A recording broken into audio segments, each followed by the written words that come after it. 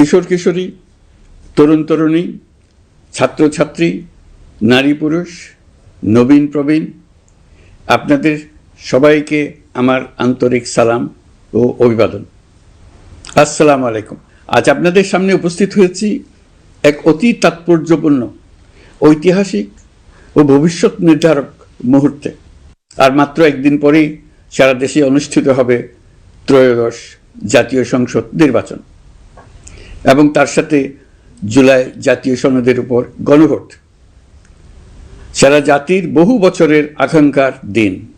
আমি গভীর শ্রদ্ধা ও বিনম্রতার সঙ্গে স্মরণ করছি মহান মুক্তিযুদ্ধ ও জুলাই গণঅভ্যুত্থানের সকল শহীদকে, যাদের রক্তের বিনিময়ে আমরা বাংলাদেশ পেয়েছি এবং স্বৈরাচার বিরোধী দীর্ঘ লড়াই সংগ্রামের সাফল্যের পর আজ আবার গণতান্ত্রিক উত্তরণের যুগ সন্ধিক্ষণে দাঁড়িয়ে আছি। আপামর জনগণের, বিশেষ করে জুলাইয়ের যোদ্ধাদের আত্মত্যাগ ছাড়া এই নির্বাচন, এই গণভোট কোনোটিই সম্ভব হতো না। সমগ্র জাতি তাই তাদের কাছে চিরঋণী।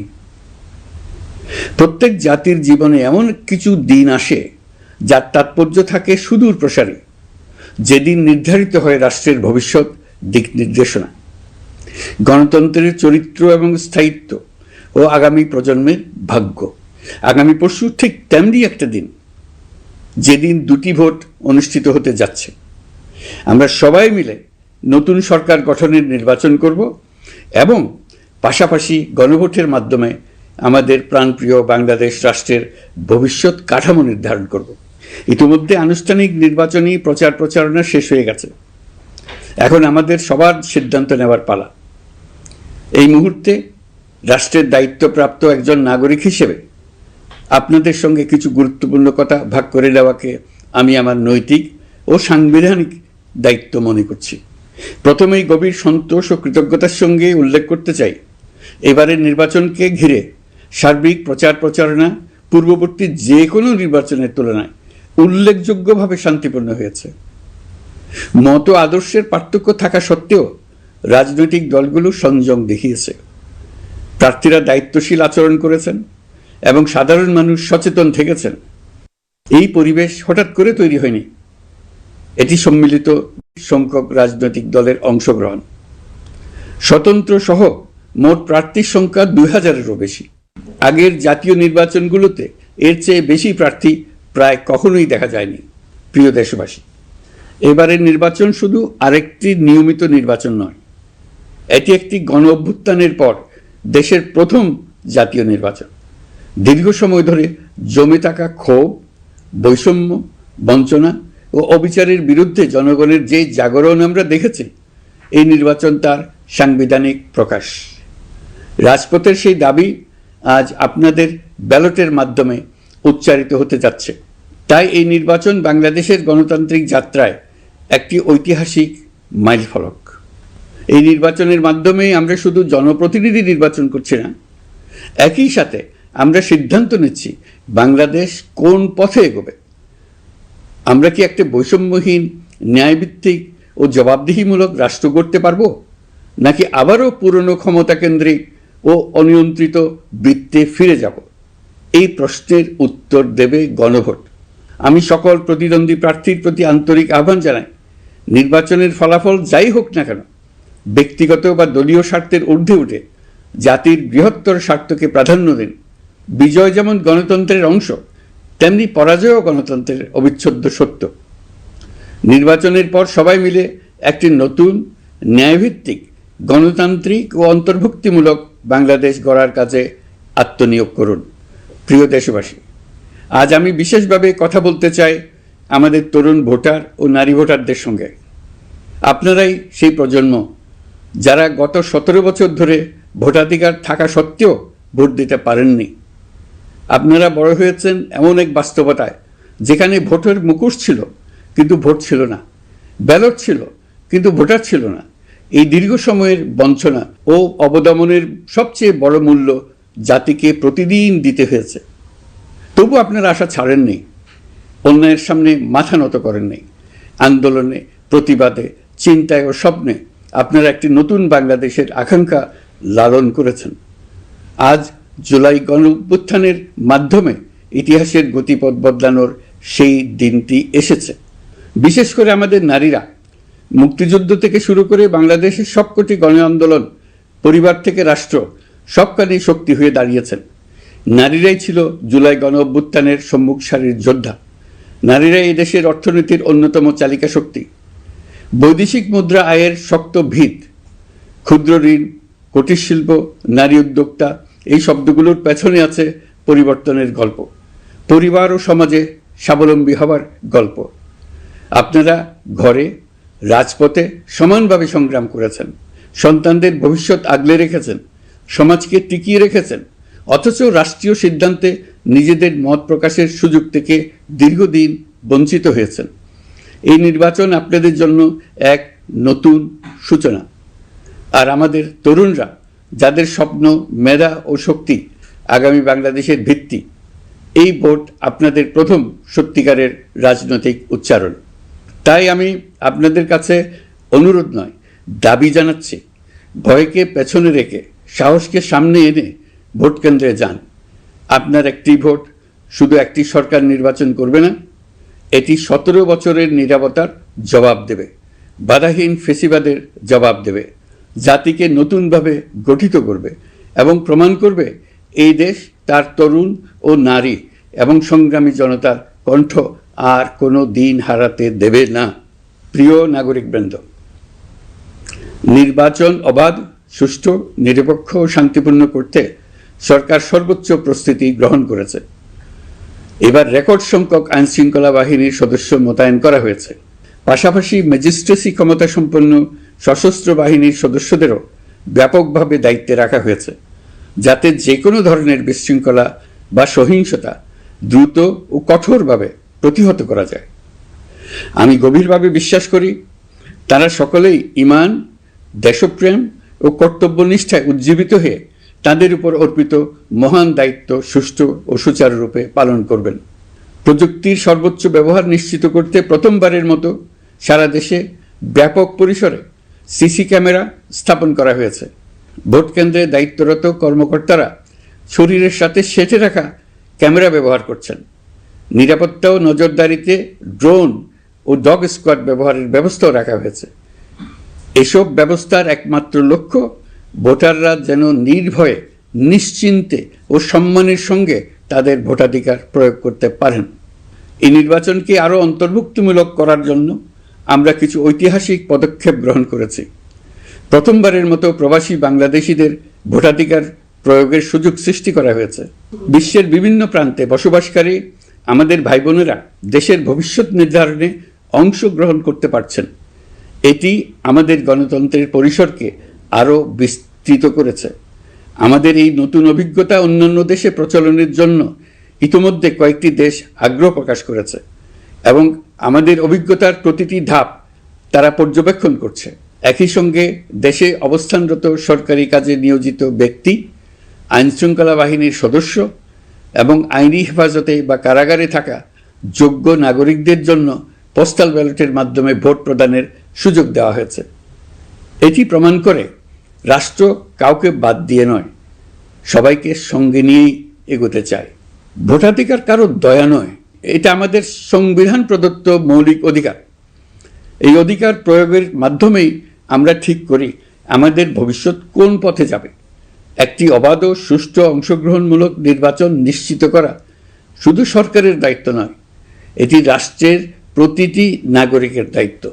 রাজনৈতিক দলগুলোর প্রতি আমি অত্যন্ত স্পষ্টভাবে বলতে চাই, আপনারা দলের কেন্দ্র থেকে তৃণমূল পর্যন্ত সর্বস্তরের নেতাকর্মীদের দ্ব্যর্থহীনভাবে নির্দেশ দিন যেন কেউ কোনো ধরনের বিশৃঙ্খলা, সহিংসতা, ভয়ভীতি প্রদর্শন, কেন্দ্র দখল, ভোটে প্রভাব বিস্তার করা কিংবা উস্কানিমূলক কর্মকাণ্ডে জড়িত না হয়।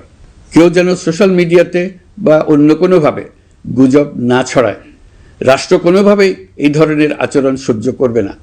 ইতিহাস আমাদের শিক্ষা দেয়, একটি ত্রুটিপূর্ণ, প্রশ্নবিদ্ধ বা সহিংসতাপূর্ণ নির্বাচন শেষ পর্যন্ত কারো জন্যই মঙ্গল বয়ে আনে না, বরং দেশের সর্বনাশ ডেকে আনে। যারা জনগণের মতামত উপেক্ষা করে শক্তি ও অনিয়মের মাধ্যমে ক্ষমতায় থাকতে চেয়েছে, তারা সবাই শেষ পর্যন্ত জনগণের আদালতে কঠিন জবাবদিহিতার মুখোমুখি হয়েছে। প্রিয় দেশবাসী, নির্বাচনী প্রক্রিয়া শুরু হওয়ার পর থেকেই আমরা লক্ষ্য করছি একটি চিহ্নিত মহল পরিকল্পিতভাবে গুজব ও অপতথ্য ছড়িয়ে নাগরিকদের মনে সন্দেহ, ভয় ও বিভ্রান্তি সৃষ্টি করার চেষ্টা করছে। তাদের উদ্দেশ্য একটাই, নির্বাচনের শান্তিপূর্ণ পরিবেশ নষ্ট করা, জনগণের আস্থাকে দুর্বল করা। আমি আপনাদেরকে অনুরোধ করছি, সতর্ক থাকুন, দায়িত্বশীল থাকুন, যাচাই না করে কোনো তথ্য শেয়ার করবেন না। গুজবের বিরুদ্ধে সবচেয়ে বড় অস্ত্র হলো সচেতনতা ও সত্য। নির্বাচন নিয়ে যারা বিগত মাসগুলোতে উদ্দেশ্যমূলকভাবে সংশয়, সন্দেহ সৃষ্টি করেছিল, তারা সম্পূর্ণভাবে ভুল প্রমাণিত হয়েছে। জনগণকে বিভ্রান্ত করতে তারা চূড়ান্তভাবে ব্যর্থ হয়েছে। আপনারা সকল প্রকার অপপ্রচার থেকে নিজেদের মুক্ত রাখুন। তথ্য যাচাইয়ের জন্য সরকারের সঙ্গে সার্বক্ষণিক যোগাযোগ রাখুন।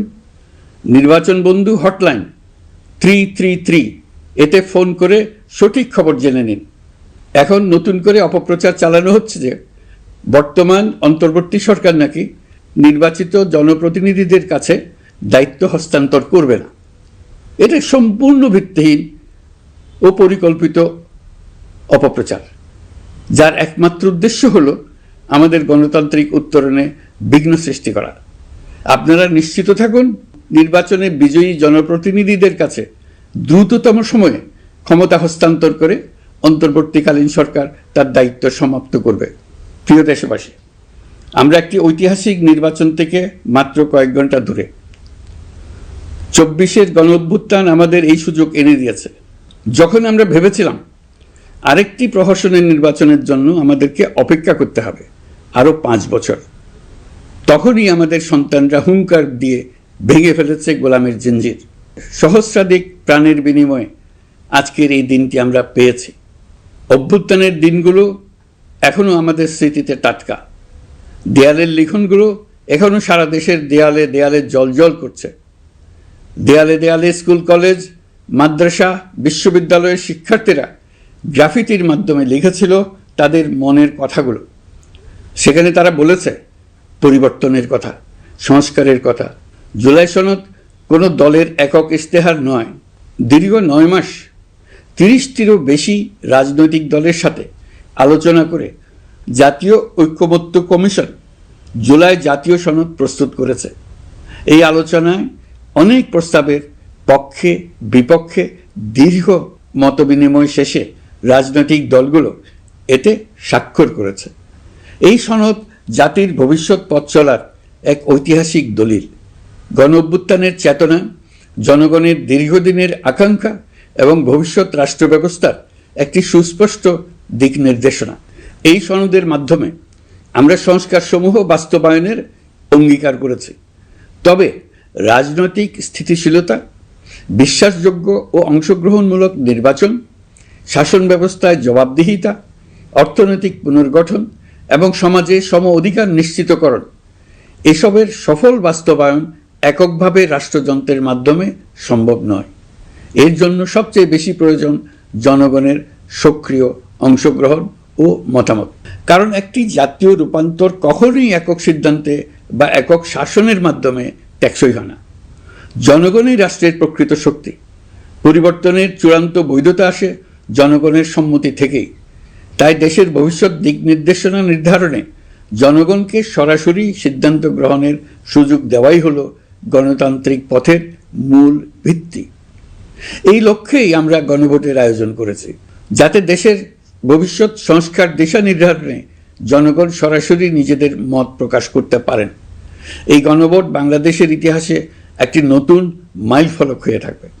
এখানে আপনার প্রতিটি ভোট আগামী দিনের রাষ্ট্র ব্যবস্থার ভিত্তি রচনা করবে। এর প্রভাব থাকবে বহু প্রজন্ম জুড়ে। এই ভোটের মাধ্যমেই আপনারা জানিয়ে দেবেন আপনারা জুলাই সনদের প্রস্তাবিত সংস্কার কাঠামোকে এগিয়ে নিতে চান কিনা। আপনাদের সিদ্ধান্তে নির্ধারণ করবে রাষ্ট্র কোন পথে অগ্রসর হবে, শাসন ব্যবস্থা কোন কাঠামোয় গড়ে উঠবে এবং একটি নতুন বাংলাদেশ কিভাবে তার গণতান্ত্রিক ও মানবিক রূপ লাভ করবে। এই গণভোটে আপনার একটি ভোট শুধু একটি কাগজে দেওয়া সিল নয়, এটি আপনার সন্তানের ভবিষ্যৎ আপনার পরিবারের নিরাপত্তা এবং দেশের আগামী দিনের দিক নির্দেশনা নির্ধারণ করবে। আজ আপনি যে সিদ্ধান্ত নেবেন তার প্রভাব পড়বে শিক্ষা, কর্মসংস্থান, ন্যায় বিচার, গণতন্ত্র এবং রাষ্ট্র পরিচালনার প্রতিটি স্তরে। এটি এমন একটি মুহূর্ত যেখানে নাগরিক হিসেবে আপনার দায়িত্ব ও অধিকার এক বিন্দুতে এসে মিলিত হয়েছে। আমি তাই আপনাদের সবাইকে এই গণভোটে সক্রিয়ভাবে অংশগ্রহণ করার জন্য আহ্বান জানাচ্ছি। অবশ্যই ভোট দেন, নিজের ভবিষ্যৎ নিজে নিশ্চিত করুন। আসুন আমরা সবাই মিলে দায়িত্বশীলতা, সচেতনতা ও শান্তিপূর্ণ অংশগ্রহণের মাধ্যমে এই ঐতিহাসিক মুহূর্তকে সফল করে তুলি। ভয় নয়, আশা নিয়ে, উদাসীনতা নয়, দায়িত্ববোধ নিয়ে, বিভক্তি নয়, ঐক্যের শক্তি নিয়ে আমরা ভোট কেন্দ্রে যাব। একটি অবাধ, সুষ্ঠু ও বিশ্বাসযোগ্য গণভোটের মাধ্যমে আমরা প্রমাণ করব বাংলাদেশের জনগণ নিজেদের ভবিষ্যৎ নিজেরাই নির্ধারণ করতে জানে। আপনার ভোটেই রচিত হবে গৌরবময় আগামী বাংলাদেশের ইতিহাস। প্রিয় দেশবাসী, নির্বাচন হয়ে গেলে নির্বাচিত সরকার দ্রুত দায়িত্ব গ্রহণ করবে। তার সঙ্গে শেষ হবে অন্তর্বর্তী সরকারের দায়িত্ব। আমরা অত্যন্ত আনন্দের সঙ্গে এবং গৌরবের সঙ্গে নবনির্বাচিত সরকারের কাছে দায়িত্ব অর্পণ করে তাদের সর্বাঙ্গীন সাফল্য কামনা করে বিদায় নিয়ে নিজ নিজ কাজে ফিরে যাব। আমরা এই শুভ মুহূর্তের জন্য অধীর আগ্রহে অপেক্ষা করছি। প্রিয় দেশবাসী, আপনারা দলে দলে সপরিবারে উৎসবমুখর পরিবেশে ভোট কেন্দ্রে উপস্থিত হয়ে দ্বিধাহীন চিত্তে আপনার ভোটাধিকার প্রয়োগ করুন। আপনার মূল্যবান ভোট দিয়ে নতুন বাংলাদেশ গড়ার দরজা খুলে দিন। দেশের চাবি আপনার হাতে, সেই চাবিটি সঠিকভাবে ব্যবহার করুন। আল্লাহ আমাদের সঠিক পথে পরিচালিত করুন। এবারের ভোটের দিন হোক নতুন বাংলাদেশের জন্মদিন। আল্লাহ আমাদের তৌফিক দেন।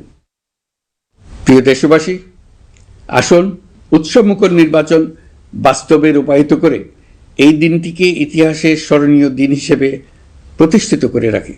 সবাইকে আন্তরিক ধন্যবাদ।